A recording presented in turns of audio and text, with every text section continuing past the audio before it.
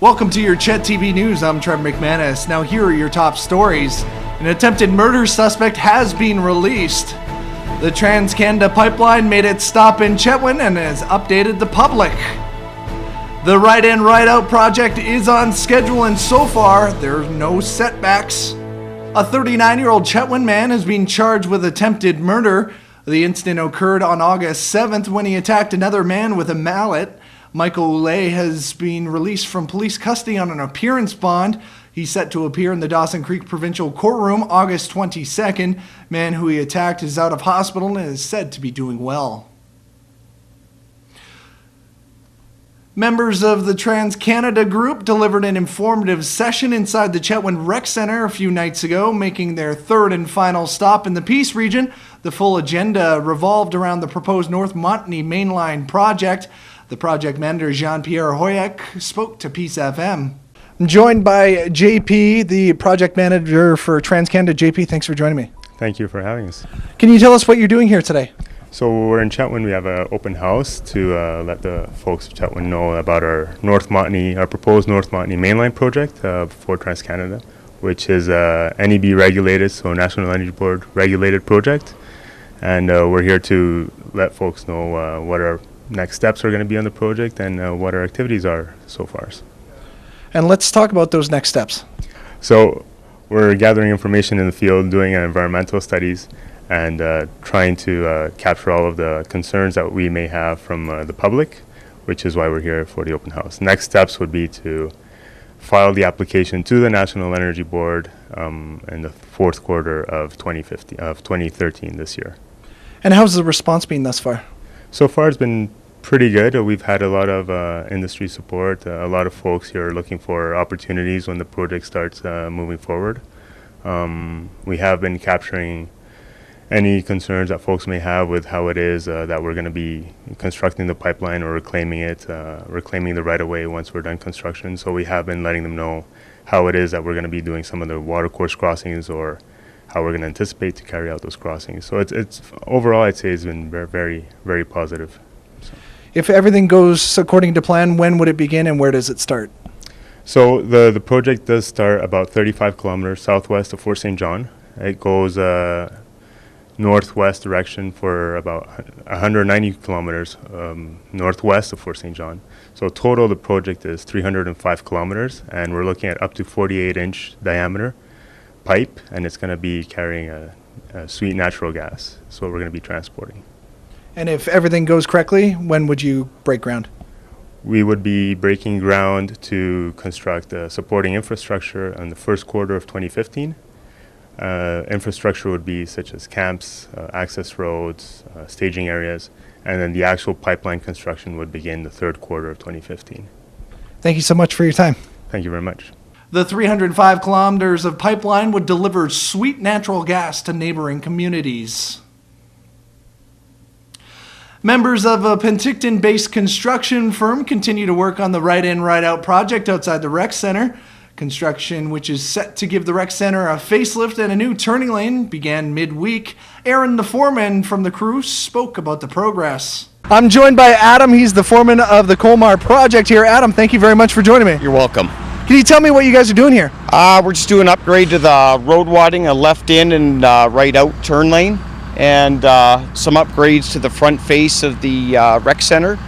And we're in the back here, we're just redoing the parking lot with some Allen block wall, cutting the side slope, and built a new pathway. Allen block wall? Allen block wall, just a small little retaining wall. There it is. Thank you very much.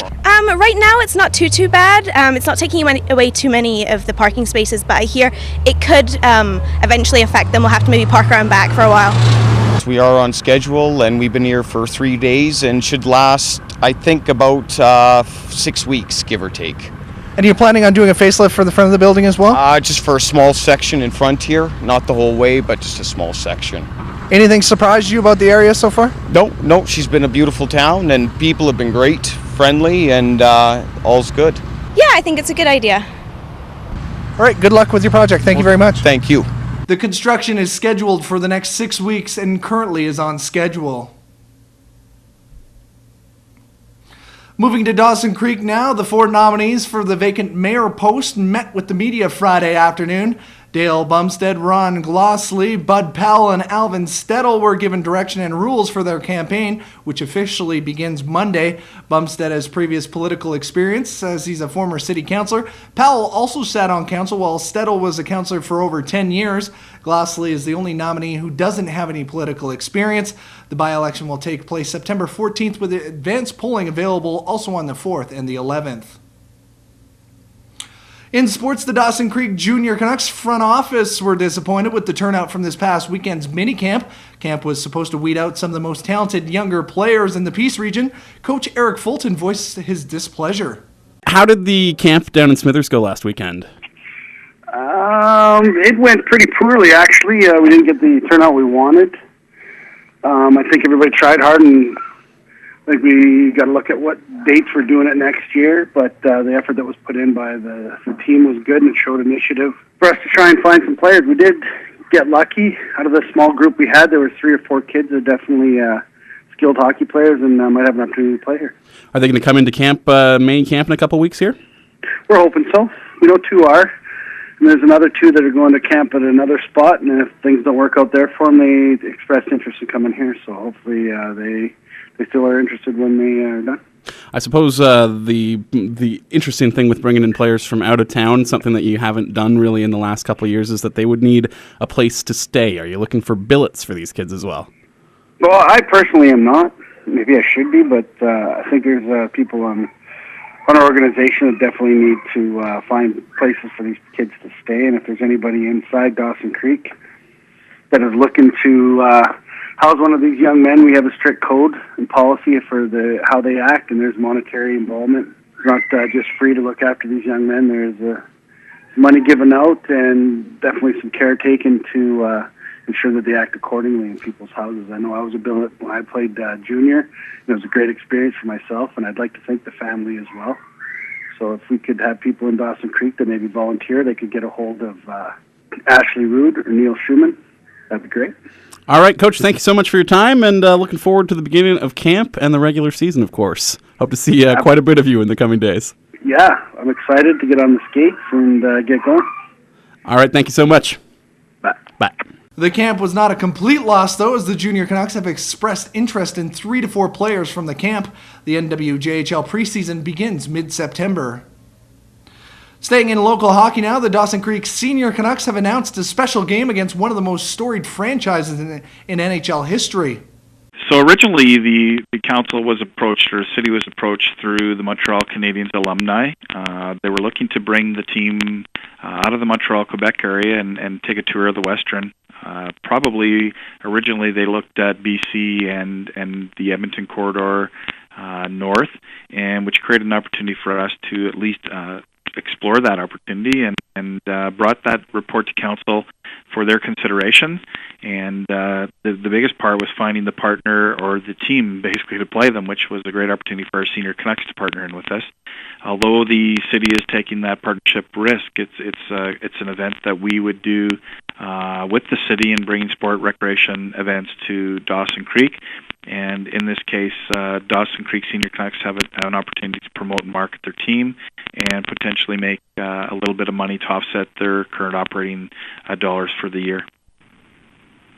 In regards to the Montreal Canadiens, most of that, as we've been told, is that there will be a guaranteed group of players that we will be familiar with. Guy Lafleur is probably the largest attractive name that Guy has now hung up his skates, but will be the coach of the team. So great opportunity for fans alike to still see Mr. Lafleur. And I think what we're going to see is a combination of players that we'll be familiar with, announced closer to the date as those players make their commitments to travel across the country for the showcase events. No names have been confirmed just yet besides legendary frontman Guy Lafleur. He's retired from on-ice competition, so he'll be coaching the squad. Other players who have suited up for games in the past include Guy Charbonneau, Chris Chelios, Matthew Dandino, Vincent Domfus, Alex Kovalev, Claude Lemieux, and Larry Robson. No ticket prices have been announced for the game, but it is scheduled for February 2014. You're now up to date in the Peace region. For Chet TV, I'm Trev McManus.